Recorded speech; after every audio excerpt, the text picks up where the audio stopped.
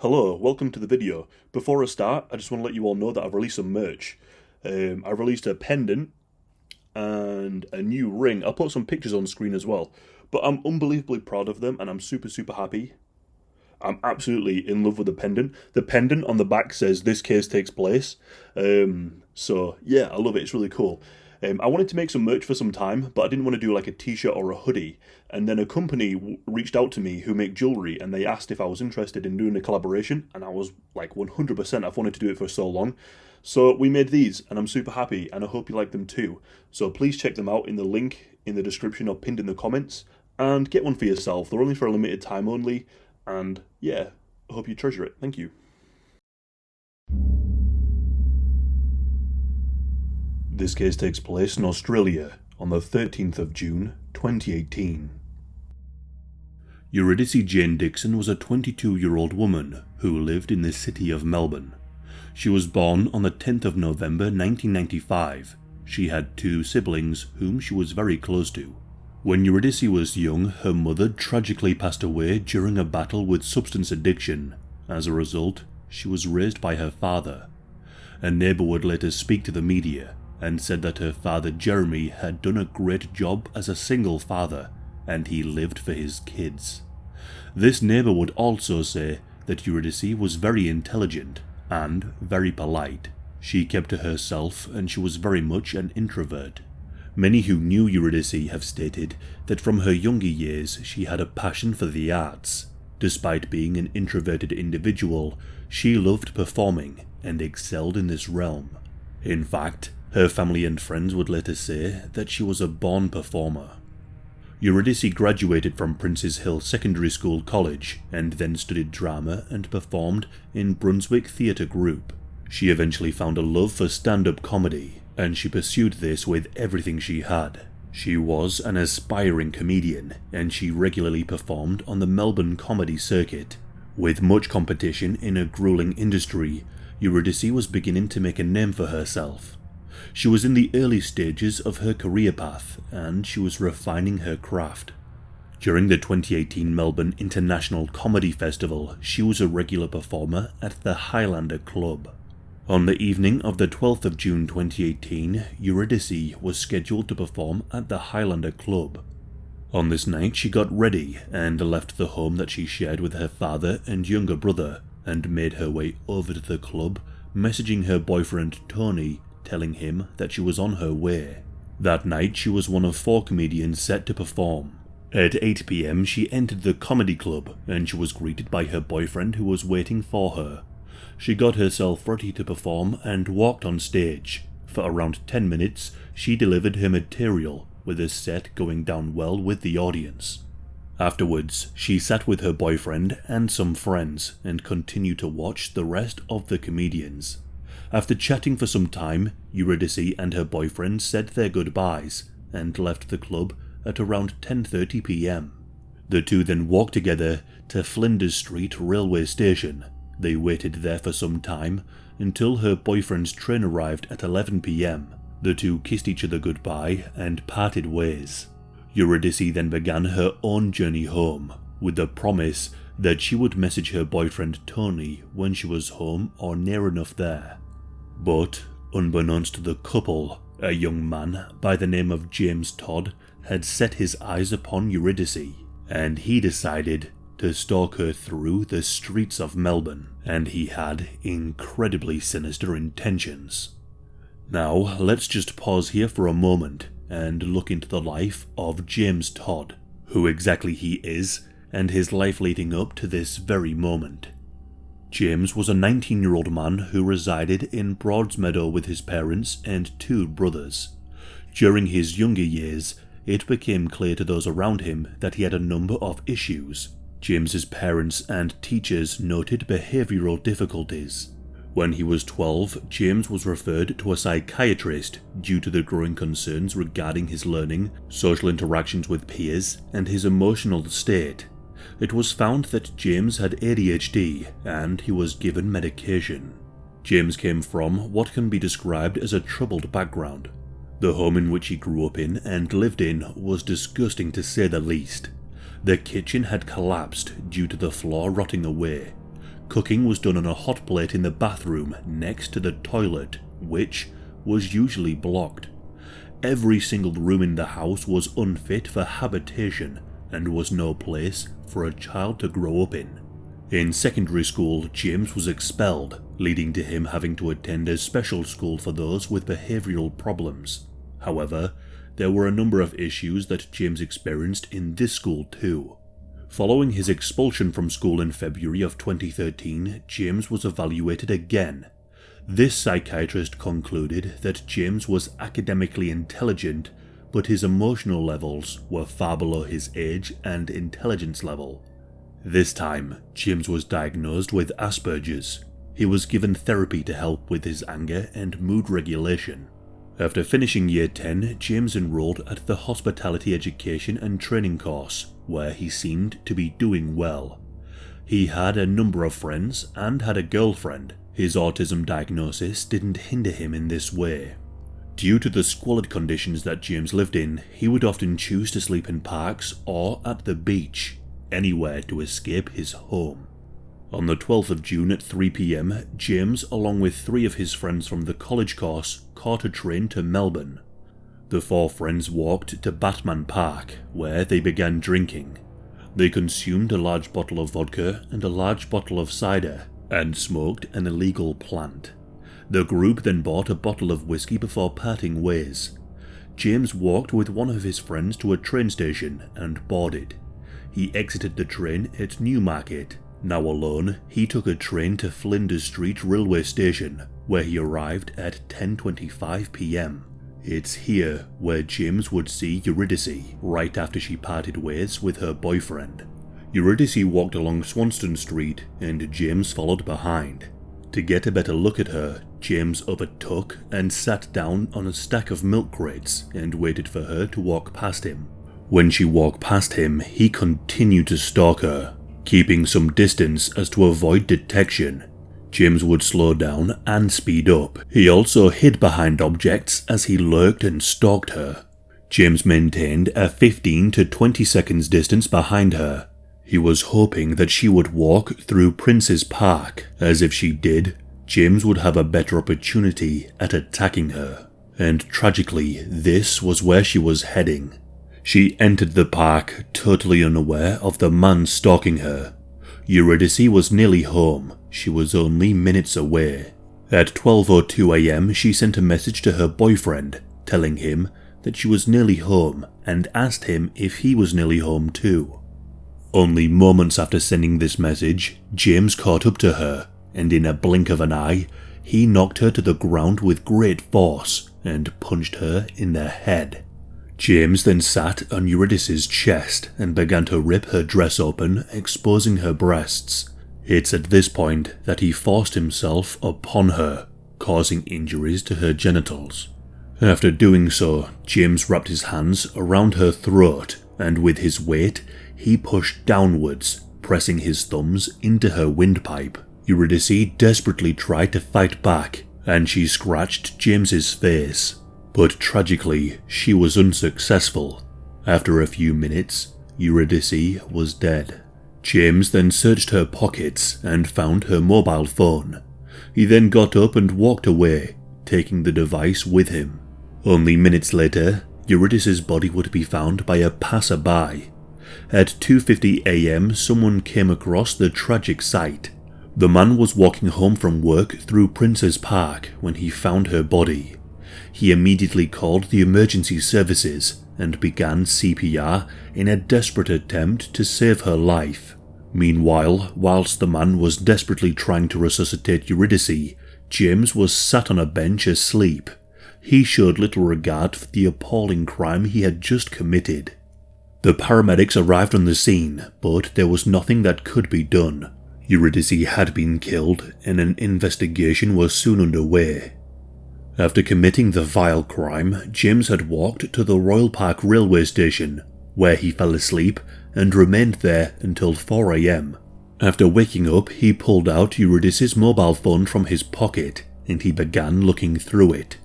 He made his way back to the scene of the crime, but he was unable to get too close, as the police had cordoned off the area and he was told to move along. He then walked to a nearby store where he purchased a coffee and a pie before embarking on his journey home. Jaymes reached home at around 6:15 a.m.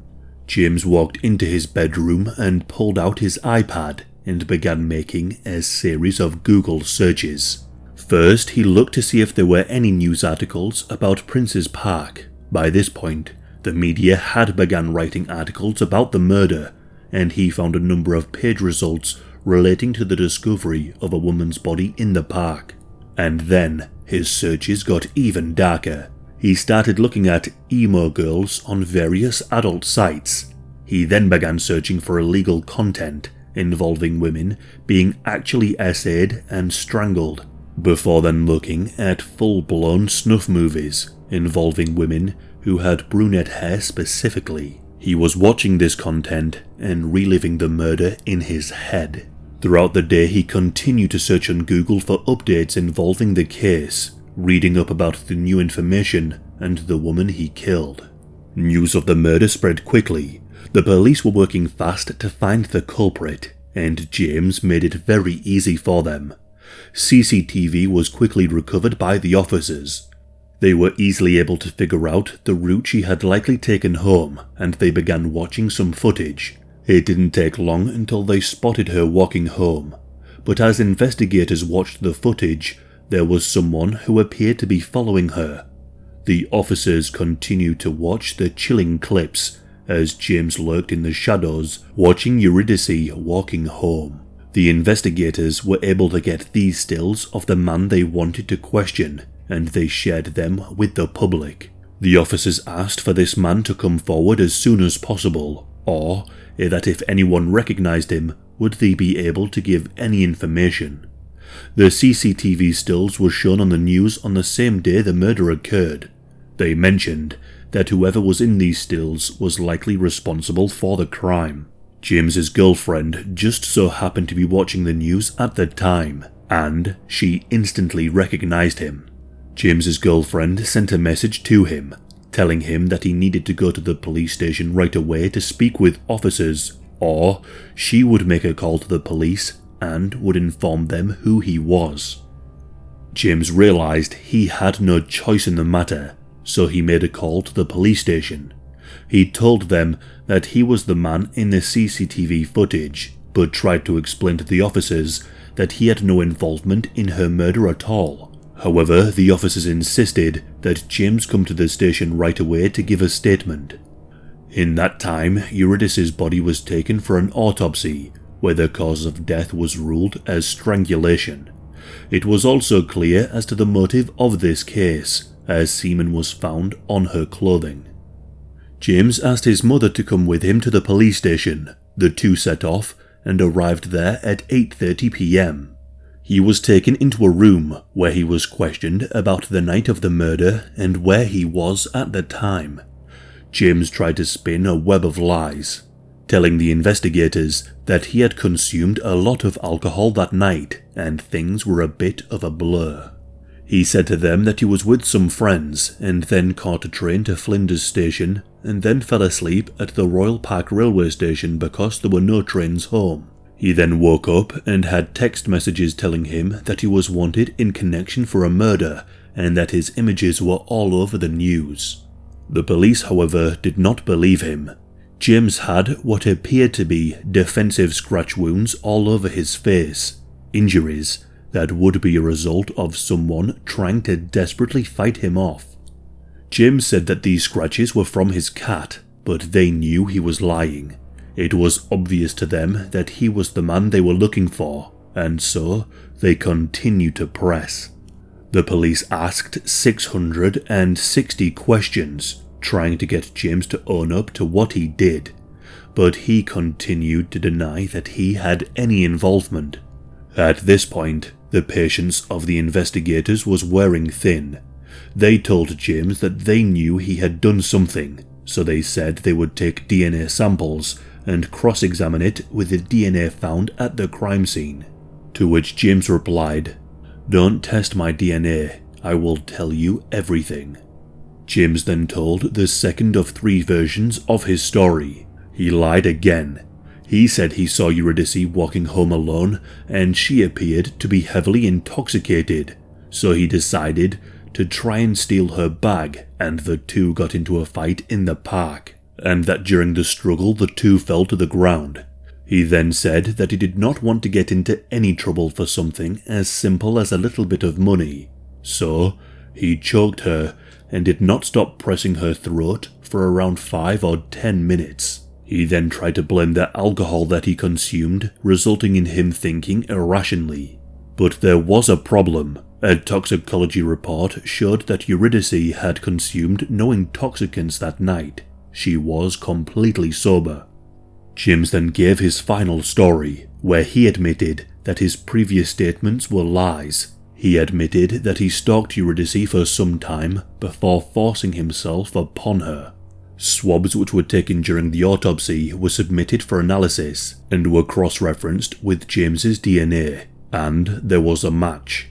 With a confession, CCTV evidence and DNA, the police had everything they needed to bring this killer to trial, so he was formally arrested and charged with the murder of Eurydice Dixon. Jaymes used the prison telephone to make a call to his father. During this conversation, Jaymes made a truly vile confession. He told his father that he was very disappointed at the way the crime took place. He said he hoped that next time it would be better. This call was recorded. There are some murders that gain a lot of traction with the media. There's sometimes something about a particular case that seems to deeply affect a population. The case of Eurydice was just that. The vast majority of the residents in Melbourne were deeply horrified about what happened to her, and in the way she was murdered. Random murders are indeed terrifying. Eurydice was just walking home. In these kinds of cases, there are some who aim to blame the victim and say that the victim should have taken certain steps to avoid what happened to them, and that in some instances it was their own fault. Well, Eurydice wasn't drunk. She walked through a well-lit and affluent area, she wasn't wearing any revealing clothing, and she was messaging her boyfriend, telling him that she was nearly home. She did everything, quote-unquote, correctly, yet someone stalked and murdered her in cold blood, for literally no reason other than their own twisted self-gratification. People in Melbourne and Australia felt vulnerable. They felt that they too could become a victim of such a crime. Following her death, the Victoria Police Superintendent, David Clayton, said the park would receive an increased police presence, but warned that people still needed to take responsibility for their own safety. He said, "Make sure you have situational awareness and are aware of your surroundings. If you have a mobile phone, carry it, and if you have any concerns, call the police." However, this statement led to a large amount of controversy. Women in Australia felt that the officer was victim-blaming and lacked understanding. However, David Clayton assured that he didn't mean to cause any offence, and he was merely just giving women some tips to stay safe. As there are dangerous people out there who will always disregard the law and commit atrocious acts upon innocent people, many did stick up for the police, stating that the murder rates had plummeted since the 80s and 90s, and that Melbourne was relatively safe. A debate about women's safety ensued, and people began politicising the crime, with men's rights activists believing that the case was being used to slander men. The murder led to a discussion as to how women were seen in society. Some stated that more needed to be done to teach men that they weren't entitled to women's bodies. We must never, ever, ever tolerate violence against women. Eurydice Dixon, we mourn her loss, we grieve with her family, and we say never again. A memorial was created, and a vigil would soon be held where those close to Eurydice and those who wanted to show support could attend and pay their respects. But disgustingly, before a vigil could happen, the memorial site was vandalised. Someone spray-painted lewd imagery all around the site. This was swiftly cleaned up for the vigil that would soon come. Thousands of people attended, Men and women of all ages stood in the cold and rain to show their support, placing flowers at the spot where her life was so viciously taken. Around 10,000 people in total attended the memorial, with many laying down flowers.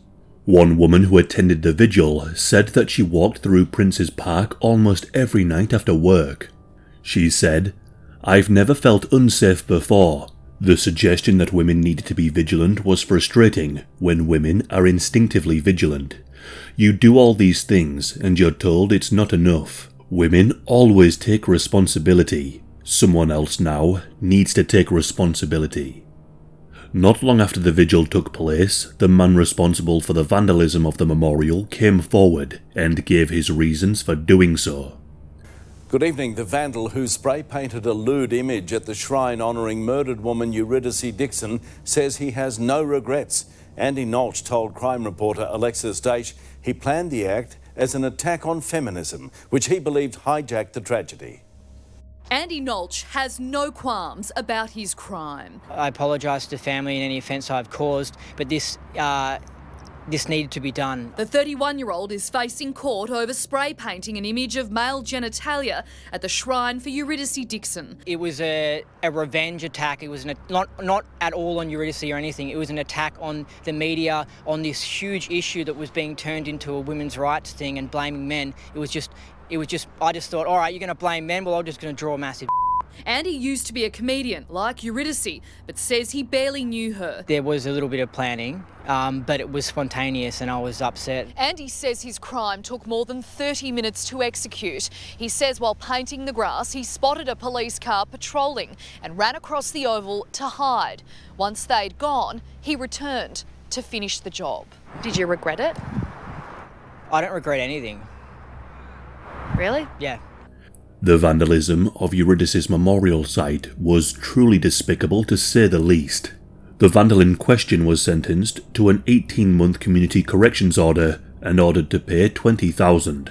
However, he violated his conditions and was later sentenced to 5 months in prison. The trial would soon begin. James's defense argued that his autism was a factor in the murder and pushed this for him to get a lesser sentence, a move which angered those with autism.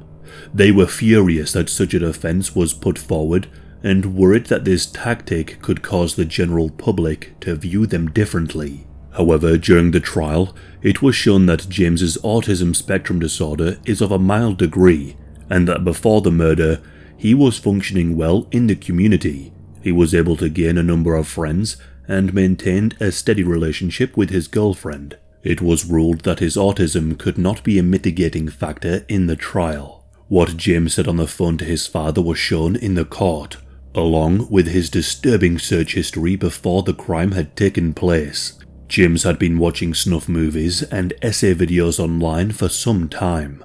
Following the murder, Jaymes spoke with a number of mental health professionals.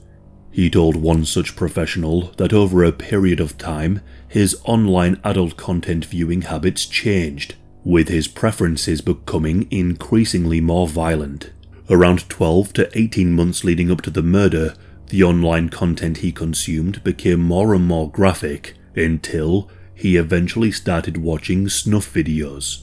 Jaymes admitted to this professional that during those months he had fantasies involving himself having rough, non-consensual intercourse with women.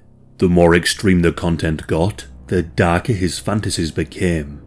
It came out during the trial that he told the psychiatrist that he was attracted to Eurydice because of her goth look. The prosecution then showed how after the murder, Jaymes went back home, and whilst alone in his room, he searched for rough adult content, aiming to find someone who matched Eurydice's description and clothing style, likely playing the murder over and over in his head as he watched the graphic content for his own gratification. Jaymes had also confessed to the psychiatrist that when he stalked Eurydice, he was playing out the depraved fantasy in his head, and that when he saw her enter the park, he knew he was going to act out the crime. But he also realised that if he was to go through with the essay, he would have to kill her after. The murder then in that regard was indeed premeditated. Jaymes had become so obsessed with his dark fantasies before committing the crime that he felt almost compelled to follow through with it. The judge described the crime and Jaymes as totally and categorically evil. They said, "Your conduct, your intentions and motivations struck at the very heart of the most basic values of a decent, civilized society," and said that the murder falls into one of the highest categories of such offences. Throughout the trial, Jaymes did cry when hearing statements from those affected, with his lawyer trying to highlight his supposed remorse. However, many believe this to be but an act. Eurydice's sister, Polly Cotton, told the Supreme Court that she was in a chasm of pain since her sister's death. She said, "She lived an honourable life, she was gutsy and determined and clever, and when I think of her, I feel proud and inspired." Eurydice's boyfriend Tony also addressed the court. He said that he can no longer look at human beings in the same way. Jaymes was sentenced to life in prison with a minimum term of 35 years, a relatively long sentence by Australian standards. It was highlighted during the trial that James's chances of actually being rehabilitated are close to zero, due to him having a sadism disorder. He will likely fantasize about causing people harm to gain gratification for the rest of his life. His release could indeed put people in real danger, especially since he did tell his father that he hopes the next killing goes better. Following their sentencing of what I can only imagine must have been a grueling trial for the family, Eurydice's father gave a statement to the media.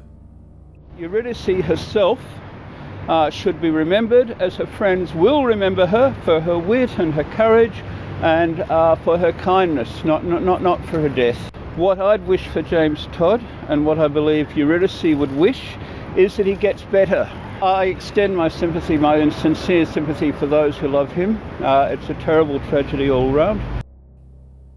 Many people were massively impressed by his words and his composure, not to mention how he wished nothing but the best for those who were closest to the killer, recognizing that they too would be struggling during this time. Not long after the trial ended, Jaymes and his legal team tried to appeal his sentence. Jaymes and his lawyers had argued that his young age, guilty plea, dysfunctional upbringing, remorse, autism spectrum disorder, and good character meant his lengthy sentence was, quote, excessive. They argued during his appeal that his sentence was disproportionate to the severity of his crimes. However, the Chief Justice responded to these allegations.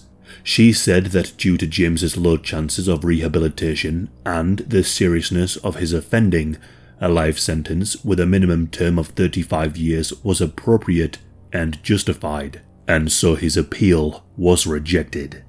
So, what is life like now for Jaymes Todd? Well, some of you may take delight in the fact that it is not going too well. Jaymes has been targeted by a number of inmates. Criminals inside prisons don't take too kindly to killers who murdered and essayed women. There have been altercations, resulting in Jaymes being hurt. This then led him to being placed in isolation for his protection, as prison officers believe that he is in serious danger of being injured or even killed by a fellow inmate.